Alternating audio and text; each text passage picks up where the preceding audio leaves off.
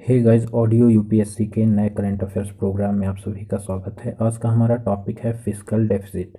तो इस पर बाद में बात करेंगे कि यह चर्चा में क्यों है। पहले ये जान लेते हैं कि यह फिस्कल डेफिसिट आखिरकार होता क्या है। तो चलिए, सबसे पहले मैं एक ब्लैंक पेज ले लेता हूँ, फिर उसमें मैं बताऊँगा कि ये फिस्कल डेफिसिट क्या होता है। तो जैसा कि आप देख रहे हैं कि ये एक ब्लैंक पेज है। तो जो भी सरकार की फिस्कल डेफिसिट का सबसे सरल मतलब है कि सरकार की जितनी भी अर्निंग्स होती है और जितना सरकार खर्चा करती है उसमें जो भी बचता है वो फिस्कल डेफिसिट होता है, अगर पॉजिटिव में हो रहा है। अगर जो सरकार खर्चा ज़्यादा कर रही है, मेरे कहने का ये मतलब है कि खर्चा अगर सरकार ज़्यादा कर रही है और अगर उसके पास बच कम रहा है, मतलब उसकी आय कम है, उससे ज़्यादा खर्चा कर रही है, तो जितना एक्स्ट्रा खर्चा हो रहा है वो फिस्कल डेफिसिट है। मान लीजिए सरकार के पास 100 रुपये है और वो खर्च कर रही है 110 रुपये, तो जो ये 10 रुपये होगा ये फिस्कल डेफिसिट कहलाएगा। लेकिन ये तो सिंपल टर्म्स में हो गया, और हमें इकोनॉमिक्स अगर पढ़ना है तो हमें इकोनॉमी की टर्म में जानना चाहिए। तो इकोनॉमी की टर्म में मैं बताऊं तो सरकार की जितनी भी आय होती है उसे दो भागों में विभाजित किया जाता है। एक आय को कहते हैं रेवेन्यू और दूसरी आय को कहते हैं नॉन रेवेन्यू। तो नॉन रेवेन्यू और रेवेन्यू में अंतर ये है कि जो भी आय रेवेन्यू के रूप में होती है उसमें सरकार की लायबिलिटी नहीं बनती। मतलब जितना भी पैसा सरकार के पास कर के रूप में आ रहा है, अगर वो पैसा, जैसे जो भी पैसा सरकार के पास आ रहा है, अगर उसमें सरकार को किसी अन्य व्यक्ति को नहीं देना, व्यक्ति मतलब सरकार के अपने लोगों से मतलब नहीं है, मतलब किसी और देश की बात हो रही है यहाँ, इस हमारी इकोनॉमी से बाहर किसी को नहीं देना। मान लीजिए हमारी सरकार को कुछ पैसा मिल रहा है, किससे? वो कर लगाई है किसी पर। मान लीजिए सरकार ने किसी प्रोडक्ट पर एक कर लगाया है तो उससे भी सरकार को पैसा आ रहा है, तो इस पैसे पर सरकार को किसी और को नहीं देना है, मतलब भारत के बाहर के किसी व्यक्ति को इस पर सरकार की कोई लायबिलिटी नहीं बनती है कि हमको ये पैसा किसी और को भी देना है। लेकिन अगर सरकार किसी से लोन ले लेती है बाहरी सरकार से, तो उस पैसे को सरकार को उसे वापस करना होगा, तो इस पर सरकार की लायबिलिटी बन रही है, मतलब सरकार को ये पैसा वापस करना होगा। तो ये रेवेन्यू नहीं है, ये नॉन रेवेन्यू है। तो मैंने क्या बताया, जितने भी पैसे पर सरकार की लायबिलिटी नहीं बनती, मतलब सरकार को उस पैसे को लौटाने की चिंता नहीं होती, वो रेवेन्यू पैसा कहलाता है। और जितने पैसे पर सरकार की लायबिलिटी बनती है, मतलब सरकार को बाद में उसे लौटाना पड़ता है, वो नॉन रेवेन्यू कहलाता है। तो रेवेन्यू के अंतर्गत क्या आते हैं? रेवेन्यू के अंतर्गत आ गया टैक्स, जो भी टैक्स कलेक्शन होता है। और दूसरा क्या आ गया? रेवेन्यू के अंतर्गत कुछ नॉन टैक्स चीज़ें भी आती हैं, जैसे कि सरकार ने, मान लीजिए सरकार को किसी अन्य देश की सरकार ने ग्रांट दिया है, मतलब लोन नहीं दिया, मतलब फ्री में पैसा दे दिया। मान लीजिए हमारे यहाँ कोई पैंडमिक आ गई, तो दूसरे देश की जो धनी सरकारें हैं, या फिर यूनाइटेड नेशन हो गया, वो देख रहा है कि ये बहुत ही आर्थिक हालात से जूझ रहे हैं, तो कुछ पैसे का अनुदान दे सकते हैं, 100 करोड़ का, जितना भी पैसा वो चाहें। तो एक दूसरा क्या हो गया, पहला मैंने क्या बताया, एक टैक्स के रूप में आ सकता है, या फिर कोई देश अनुदान दे दे, मतलब फ्री में दे दे, ग्रांट दे दे जिसे कहते हैं। और तीसरा ये हो सकता है कि मान लीजिए सरकार कोई फीस लगाती है, फीस चार्ज करती है, जैसे पुलिस वाले आपसे पैसे ले लेते हैं अगर आप हेलमेट नहीं लगाते हैं, तो ये सब सरकार की लायबिलिटीज के अंतर्गत नहीं आता, क्योंकि इन्हें सरकार को किसी को देना नहीं होता। तो ये सब रेवेन्यू है। और मान लीजिए सरकार ने किसी अन्य देश की सरकार को, हमारे देश की सरकार ने किसी अन्य देश की सरकार को लोन दे रखा है, तो लोन दिया है तो उसमें फ्री में तो लोन देगी नहीं, उसमें वो सरकार इंटरेस्ट चार्ज करेगी। हमारे देश की सरकार इंटरेस्ट मतलब ब्याज लेगी, तो ये जो ब्याज आता है, ये ब्याज हम किसी और को तो देंगे नहीं, इसलिए ये रेवेन्यू के रूप में आएगा हमारे यहाँ। तो चलिए अब बात करते हैं कि नॉन रेवेन्यू में क्या क्या आता है। तो नॉन रेवेन्यू में आता है जो भी सरकार लोन लेती है किसी अन्य देश से। अगर हमने लोन लिया है किसी अन्य देश से, तो बेसिकली रेवेन्यू को कैपिटल भी बोलते हैं। कैपिटल इसलिए बोलते हैं कि क्योंकि ये एक साथ आ जाता है, इसके इस पैसे से हम कैपिटल क्रिएशन कर सकते हैं, अपने देश में एसेट क्रिएशन कर सकते हैं। तो कैपिटल, नॉन रेवेन्यू को कैपिटल भी कहते हैं। तो जैसे हमने किसी अन्य देश से लोन लिया है, वो कैपिटल के रूप में आ जाएगा।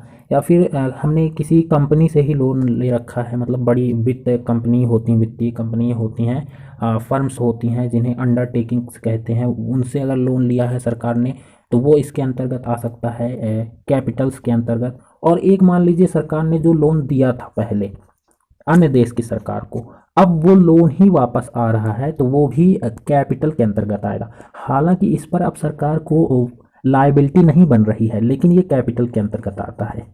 तो ये आप याद रखिएगा अच्छे से कि जो लोन सरकार, अगर एक देश की सरकार दूसरे देश को लोन दे रही है, तो लोन में जो इंटरेस्ट आएगा वो रेवेन्यू में आता है। लोन में जो इंटरेस्ट आता है, ब्याज आता है, वो रेवेन्यू के रूप में आता है। और अगर पूरा लोन वापस आ रहा है तो वो कैपिटल के रूप में आएगा। तो अब बात करते हैं जो सरकार खर्चा करती है वो किस तरह से करती है। तो सरकार खर्चा भी दो तरह से करती है, एक रेवेन्यू के रूप में करती है और एक कैपिटल के रूप में करती है। तो रेवेन्यू और कैपिटल में बेसिकली ये अंतर है कि अगर सरकार खर्चा कर रही है किसी प्रोसेस को चलाने में तो वो रेवेन्यू में खर्चा कर रही है। और अगर सरकार खर्चा कर रही है एसेट क्रिएट करने में, मतलब कि उसके वजह से कुछ क्रिएट हो रहा है, इंफ्रास्ट्रक्चर क्रिएट हो रहा है, तो वो कैपिटल में खर्च कर रही है। देखिए मैं उदाहरण बताता हूँ। जैसे कि मान लीजिए हम शिक्षा का सेक्टर ले लेते हैं। तो शिक्षा के सेक्टर में अगर सरकार स्कूल बनवा रही है तो इसकी वजह से एक एसेट क्रिएट हुआ, मतलब एक इंफ्रास्ट्रक्चर बन रहा है। तो ये स्कूल जो बन गया ये कैपिटल है, मतलब सरकार ने कैपिटल के रूप में पैसा खर्च किया है। लेकिन यहाँ जो शिक्षक आ रहे हैं पढ़ाने, तो ये इनको भी पैसा देना पड़ेगा सरकार को। तो ये पैसा अगर सरकार इन शिक्षकों को देगी तो ये पैसा दिखेगा तो नहीं, लेकिन हमको देना पड़ेगा। मतलब हम शिक्षकों को देंगे पैसा, मतलब सरकार शिक्षकों को पैसा देगी, लेकिन इससे कुछ क्रिएट नहीं हो रहा। सरकार को एसेट नहीं मिल रहा। मतलब जैसे सरकार ने अभी स्कूल बनाया तो स्कूल दिख रहा है सरकार को, लेकिन अब इनको पढ़ाने के लिए जो पैसा दे रही है, इसको दे रही है पैसा, तो इससे सरकार को कुछ मिल नहीं रहा, लेकिन ये सर्विस की वजह से इनको दिया जा रहा है। तो ये अंतर होता है रेवेन्यू और कैपिटल में। तो रेवेन्यू का मतलब है प्रोसेस के लिए दिया गया पैसा, और कैपिटल का मतलब है एसेट क्रिएशन के लिए दिया गया पैसा।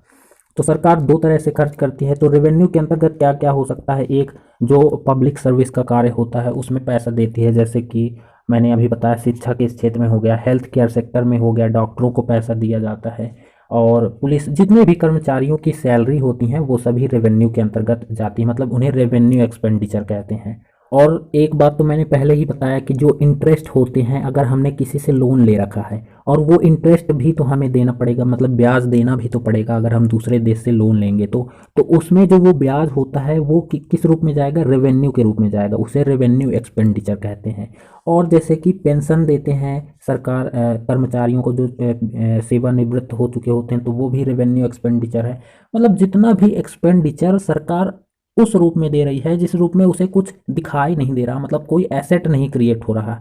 जैसे कि स्कूल बन रहा है कहीं पर, मान लीजिए सड़क बन रही है, तो इसमें हमको दिखाई दे रहा कि ये बन रहा है, कार्य हो रहा है। लेकिन अगर किसी टीचर को पैसा दिया जा रहा है तो आपको दिखाई थोड़ी ना दिया दे रहा है कि ये बन गया है कुछ नहीं, तो ये रेवेन्यू है। और कैपिटल क्या है, जो कुछ बन रहा है, जो कुछ दिखाई दे रहा है।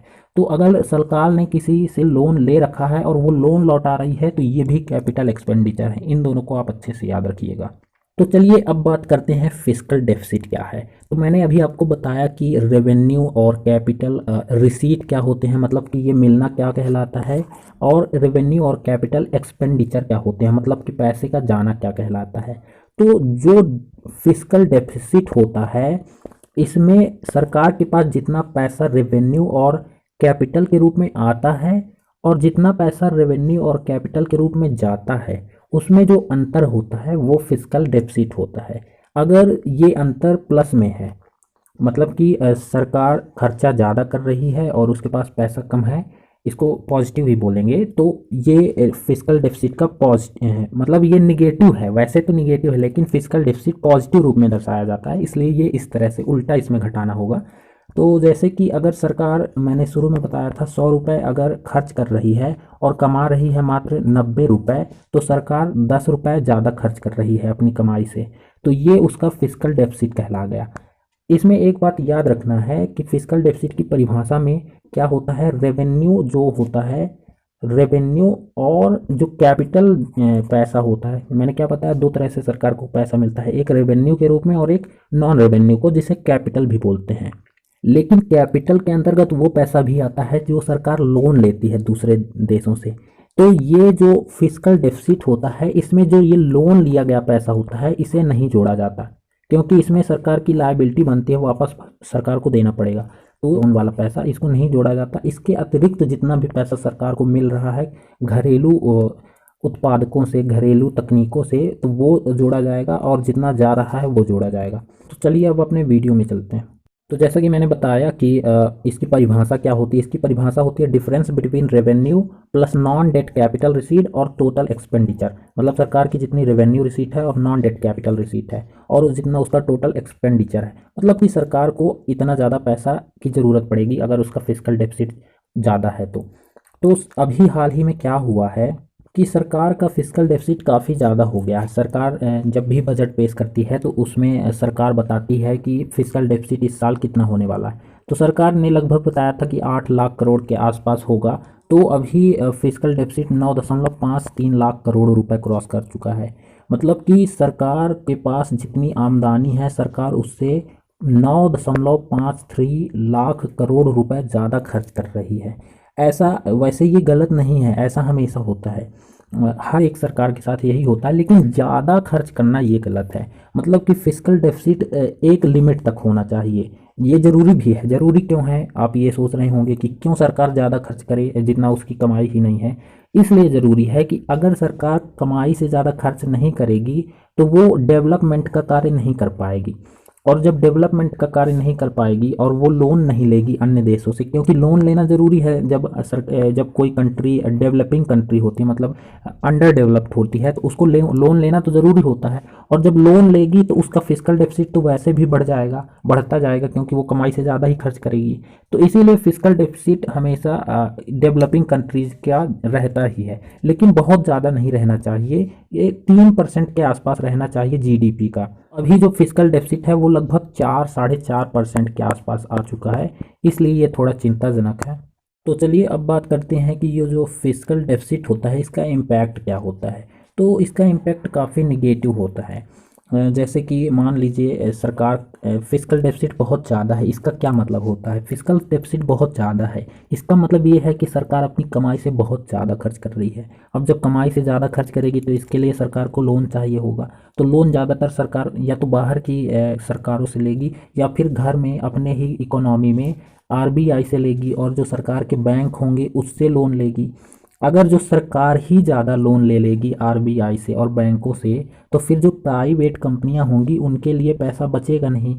उनके लिए पैसा नहीं बचेगा तो वो लोग अन्य जो डेवलपमेंट कार्य करते हैं उसमें काफ़ी निगेटिव असर पड़ेगा, क्योंकि सरकार की ज़्यादातर नीतियाँ किसके लिए होती हैं, सरकार की ज़्यादातर नीतियाँ लोगों के रेवेन्यू में खर्च होती हैं, ना कि एसेट क्रिएशन में। क्योंकि सरकार को बहुत डेवलपमेंटल प्रोसेस में, मतलब सभी को साथ में लेकर चलना पड़ता है, तो वो रेवेन्यू में ज़्यादा खर्च करती है ना कि कैपिटल में। मतलब कि एसेट क्रिएशन में कम खर्च करती है, हाईवेज बनाने में कम खर्च करती है, लोगों को पेंशन देने में ज़्यादा खर्च कर देती है। इसलिए हमेशा प्राइवेट जो प्लेयर्स होते हैं उनके लिए पैसा होना चाहिए इकोनॉमी में। और अगर फिस्कल डेफिसिट ज़्यादा है तो सरकार को ज़्यादा पैसे की ज़रूरत है, तो प्राइवेट कंपनियों को कम पैसा रहेगा। तो एक तो ये घाटा हो जाता है, और दूसरा अगर जो फिस्कल डेफिसिट ज़्यादा है, सरकार ज़्यादा पैसा लेगी, प्राइवेट कंपनियों के लिए पैसा कम होगा, तो जो जितना कम लोन होंगे उसमें इंटरेस्ट रेट भी काफ़ी ज़्यादा होगा। क्योंकि हम जब जानते हैं कि डिमांड जब ज़्यादा होती है, सप्लाई कम होती है, तो रेट हाई हो जाते हैं। तो जो लोन बचे भी होंगे उनमें इंटरेस्ट रेट बहुत ज़्यादा होगा। और एक फिस्कल डेफिसिट का मतलब ये भी हो सकता है कि अगर हमारे रिजर्व बैंक ने, जो भी उस देश का सेंट्रल बैंक है, उसने सही से इंटरेस्ट रेट को रिड्यूस नहीं किया है, इसका एक अर्थ ये भी निकल सकता है। क्योंकि रिजर्व बैंक अगर रिड्यूस करेंगे अपने रेपो रेट को, तो उसकी वजह से ये जो एक्स्ट्रा इंटरेस्ट चार्ज होगा ये कम हो सकता है। इसी के साथ हम पहुंच जाते हैं अपने वीडियो के अंतिम चरण में। तो जैसा कि मैंने पहले ही बताया कि आइडियल सिचुएशन क्या है, मतलब कि फिस्कल डेफिसिट कितना होना चाहिए। तो फिस्कल डेफिसिट होना चाहिए, ये ज़रूरी है, क्योंकि सरकार को हमेशा एक्स्ट्रा ही पैसा खर्च करना चाहिए, जभी तो वो डेवलपमेंट प्रोसेस में कार्य कर पाएगी। तो ये एक्स्ट्रा पैसा इतना ज़्यादा नहीं होना चाहिए कि इसकी वजह से सरकार बोझ के तले दब जाए और निगेटिव इम्पैक्ट पड़ जाए। तो ये जो डेवलपमेंट सरकार करती है ये लगभग 3% के आसपास होना चाहिए, किसका, जीडीपी का 3% होना चाहिए। इसी के साथ मैं इजाज़त चाहूँगा इस वीडियो के माध्यम से आप सभी से। फिर मिलेंगे नए वीडियो के साथ। आशा करता हूँ कि आप सभी को फिस्कल डेफिसिट के बारे में अच्छे से जानकारी मिली हो। अगर कोई भी क्वेश्चन हो तो कमेंट बॉक्स में ज़रूर बताइएगा, क्योंकि ये काफ़ी कठिन टॉपिक है और इसमें कई लोगों को समझ में नहीं आया होगा।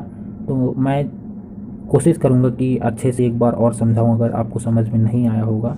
तब तक के लिए नमस्कार, धन्यवाद, खुश रहिए।